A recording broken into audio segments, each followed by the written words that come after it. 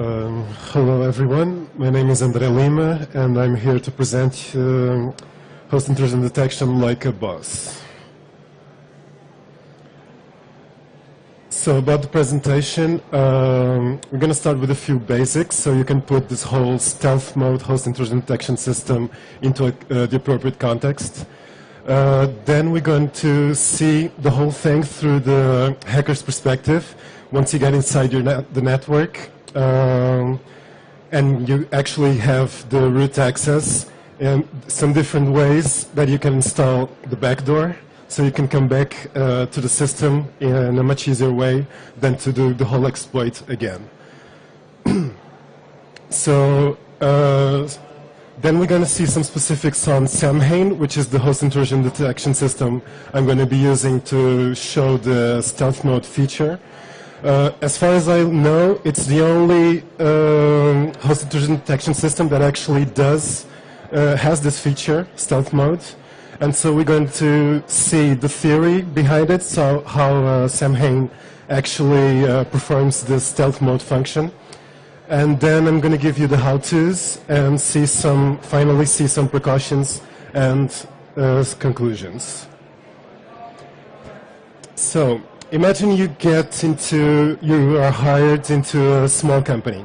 You get inside, there's this neat little network, and the only thing they ask you to do is to secure the network. So, for the record, the way you should actually do this is through international standards like ISO 27001. But for the sake of simplicity, and since it's not the point of this whole presentation, we're going to see it in a much simpler way. So you need to implement some sort of access control, a simple like typically the firewall. So you can put a barrier between the inside network and the outside world. Imagine you build yourself a house. So the first thing you want to put is a door that separates the inside of your privacy, to give you privacy from the outside world. Then imagine that you want to use that same building, your house, to build like a small business. You want to sell computers, for example. In that case, imagine you want to use the garage to actually do the wholesale. So you want people to get inside your house. Technically, they're inside your garage. But you don't want them to cross that line between the garage door and your inside house. So that's network segmentation. You build DMZs for that.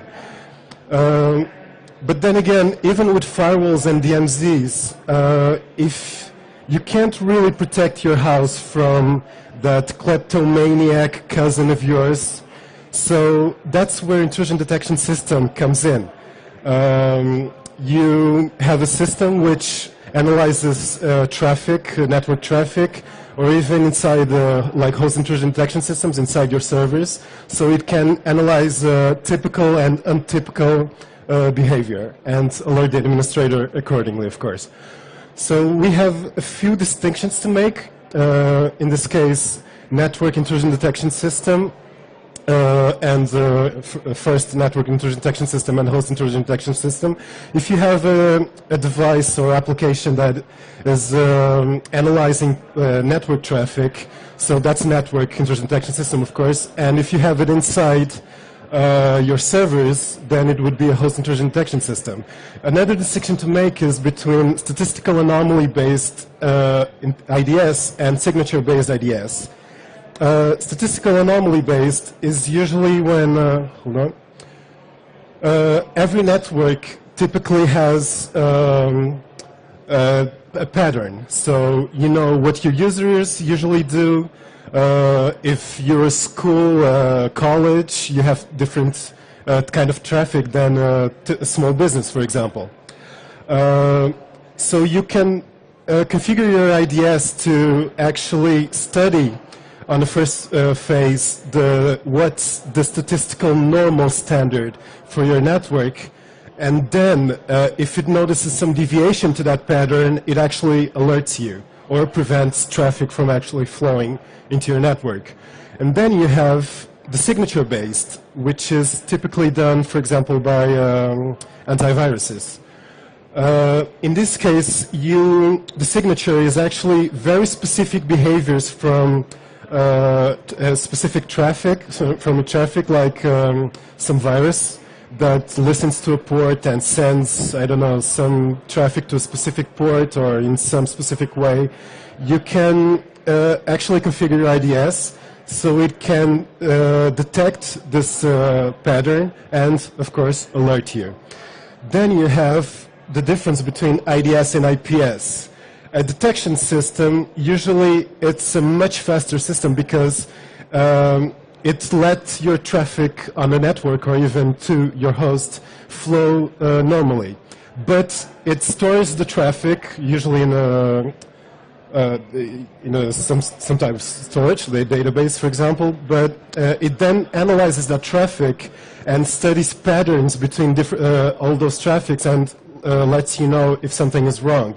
An intrusion prevention system typically has some means of to abort that traffic. So if it's a network intrusion detection system, usually it's a device that sits between for example, your firewall and your inside DMZ, for example. And if it notices some traffic that shouldn't be happening, it actually blocks that traffic. This is usually slower because sometimes it can be configured as to block the traffic until it says, okay, this traffic is fine, so there's no actual problem, so you can go. It usually introduces some sort of delay to your system, which is typically not good in these cases.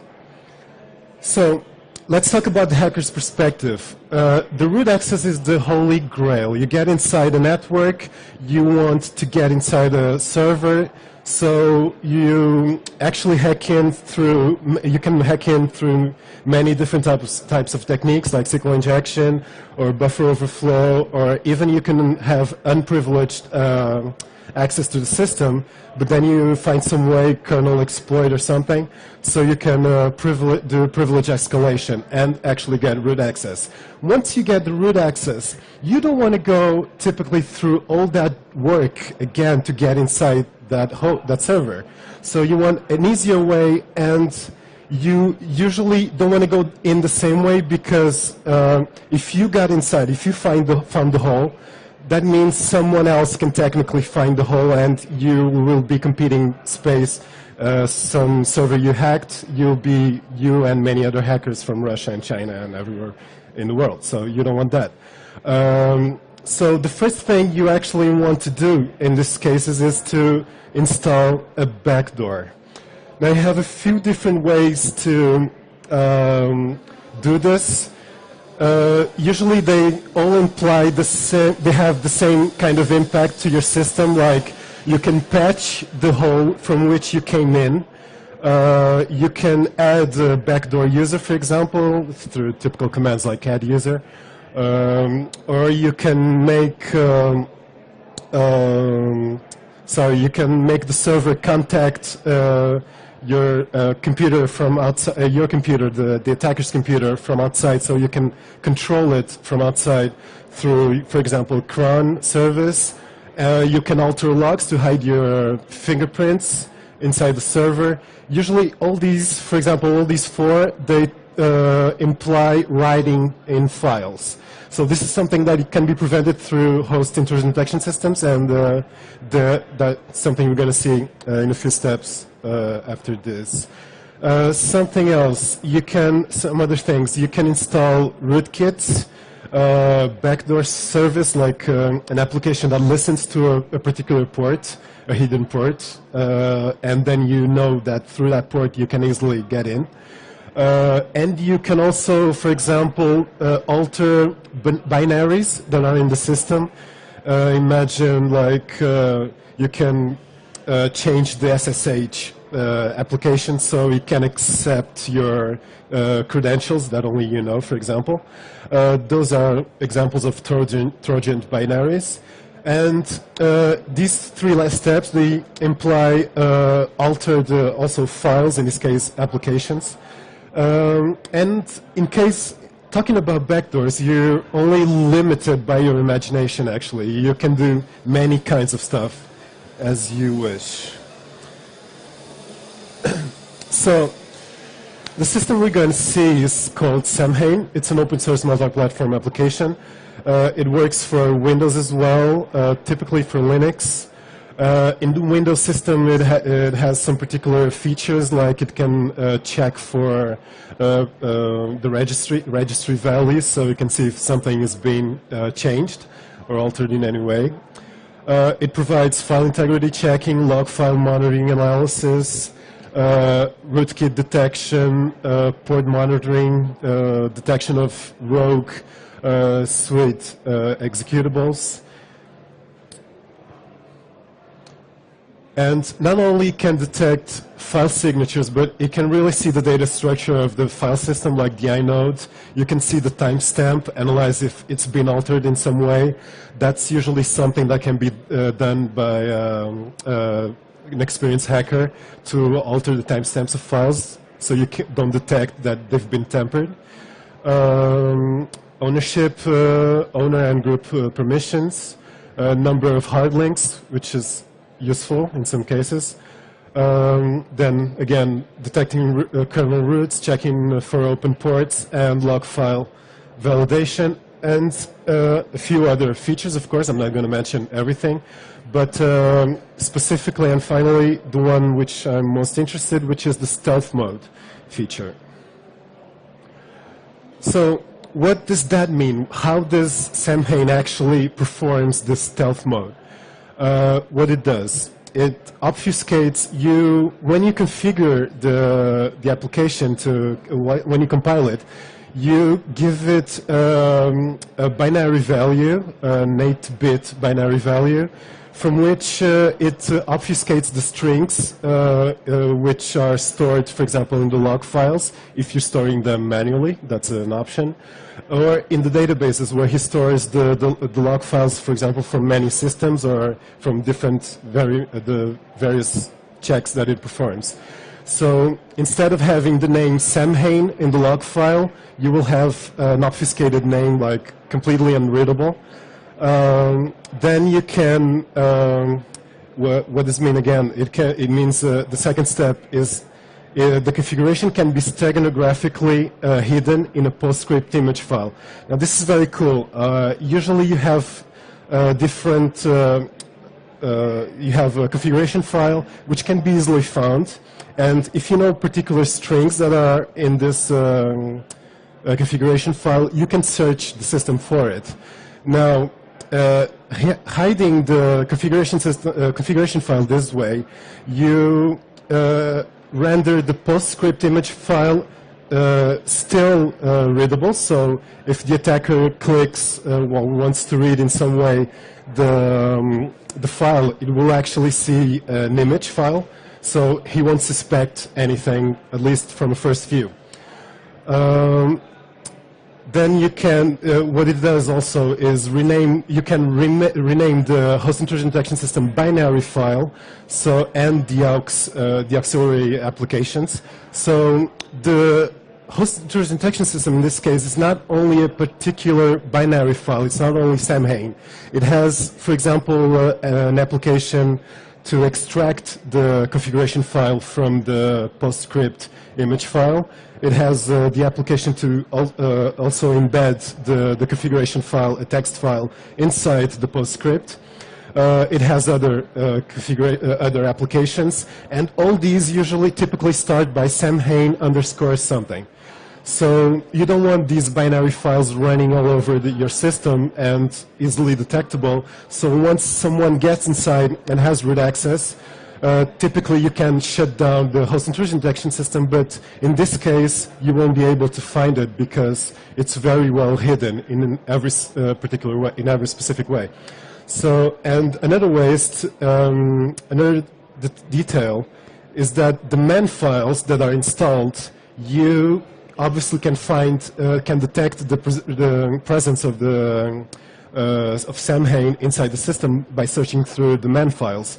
But So this is not something that it's done in the configuration automatically, but you can easily locate the files and eliminate them yourselves. And that is very strongly advised. So, in case of the how-tos, so this is a history file from the history in the command history from a particular VPS of mine. So in line 730, you can see that I'm configuring, I'm giving it all these options.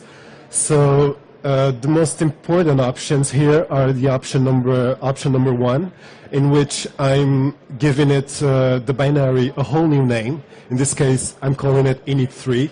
It's I'm not saying it's perfect. It's up to you completely, but it's something that if you're searching through PS, the list of processes, it's not something that jumps straight into your face. So you have to look very carefully. And even that way, it doesn't mean anything. So in this case, it will alter all the application names, all the binary files named to start with init3. In the case of Samhain, it will be init3 point. So you can see, for example, here, I'm actually using it to start the Samhain service. So I'm calling it init3. Another thing is the value which it will use to obfuscate the string files in the log files and databases. So it's the value 230. That's the value which will be used. And another interesting thing here is the enable static that you can see over here. Enable static will make so that the compilation builds a unique binary file. So it won't use dynamic libraries outside the application itself. This means you can't tamper with those libraries, so it won't feed fake data into the host intrusion detection system, Samhain. So now, in this case, I told them to use the stealth mode, which means he will use by default the PostScript methodology that explains steganographic method. In this case, the application, you can see in point 3, I'm using the PostScript I called it init3rc. I mean, it's just a name, you can call it whatever you want, like the name of a simple image. But in this case, I'm extracting from that PostScript image the configuration file to a file called foo. After I edit through the vi command, I added the configuration file. I have to, again, embed this file into the PostScript, and I use the command init stealth with the -s option. So you can, again, turn it back into the PostScript. So regarding the PostScript image file, you can see that it's, even with the configuration file inside, it's a typical PostScript document. It's detected as such. If you open it, you will see that image, which is a random image. So you don't actually see any difference inside that image. I made a test today, so I got inside the server, and it has this Samhain running in stealth mode. And as a result, one of the options that I have configured is to alert me on the first login attempt from a server that I've never used to log in to that server. So I accessed today from here, and it sent me this email.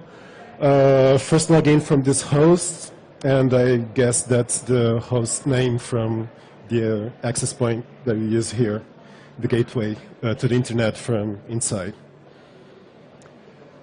So it's important to take some precautions when you're using this.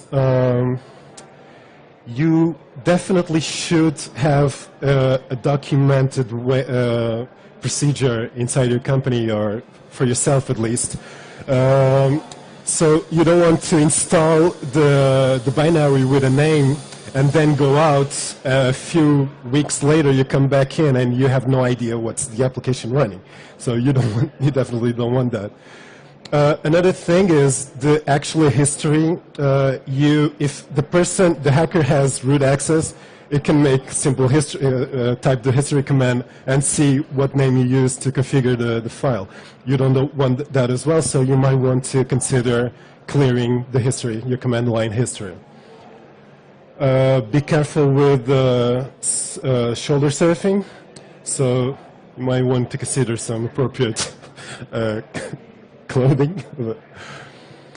And to conclude, you should be organized. You have to know your assets, what assets you have inside the server.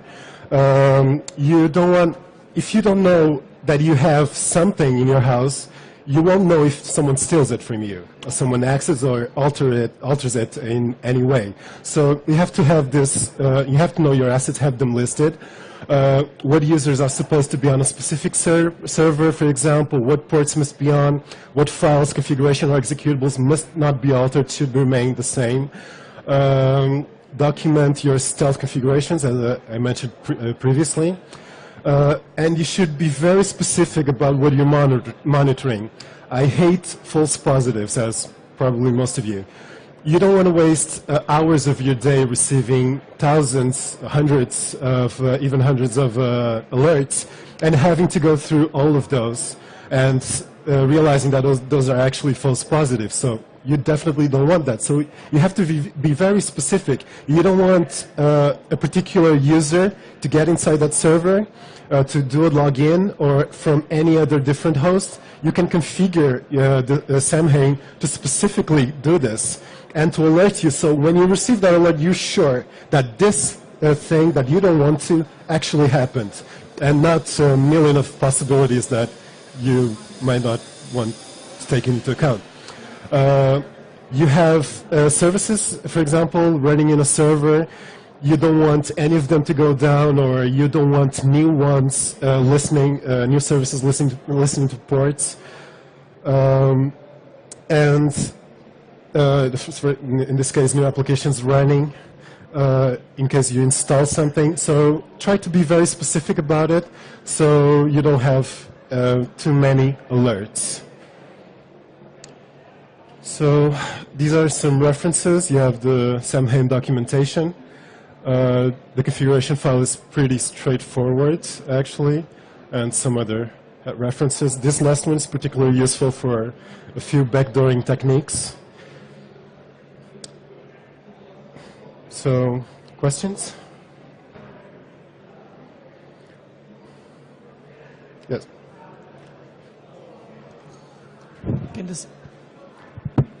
Can the system be taught about what are false positives? Can you tell? Yeah, this is okay. So, test. So, can you make the system learn when you want something to be normal, accepted by it, instead of creating rules? Excuse me, I didn't understand. Can you make the system learn? Yes. Make the system learn about what are false positives, so it next time doesn't alert you?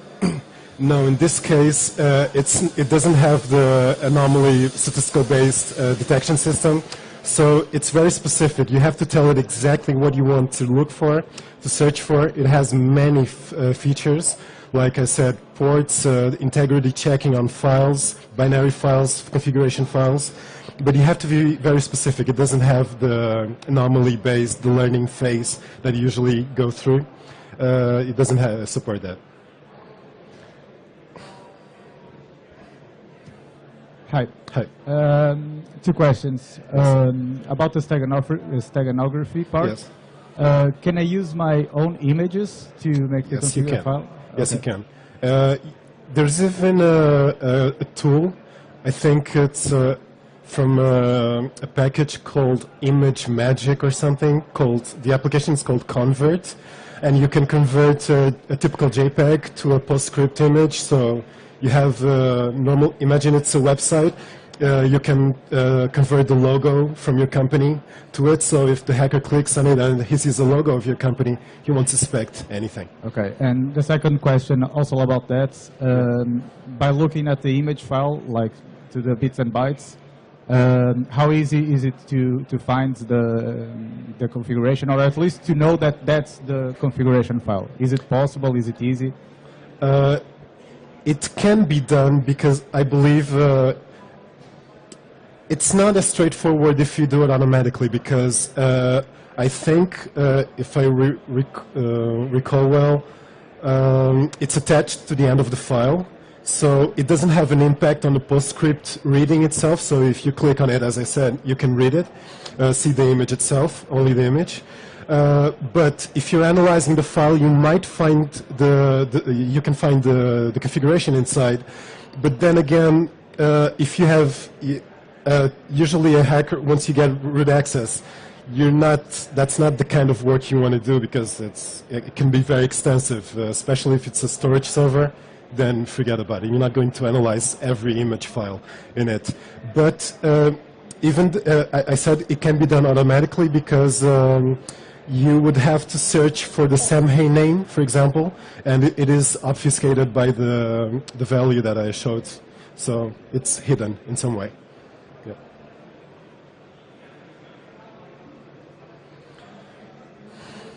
Two questions. Yes. How you compare it to OSSEC? And there is any way to centrally manage the SIEM? Yes.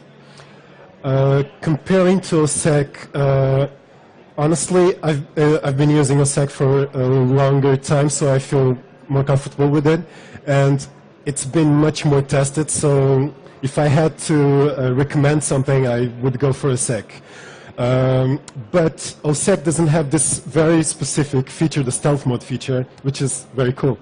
But so what I would recommend is to use OSSEC in general, but to go in very specific cases where you have this very sensitive data container, storage container or something. You can put Samhain executing there just to verify that, or both, exactly. Yeah, true. And yes, answering your second question, the centralized part does support, yes.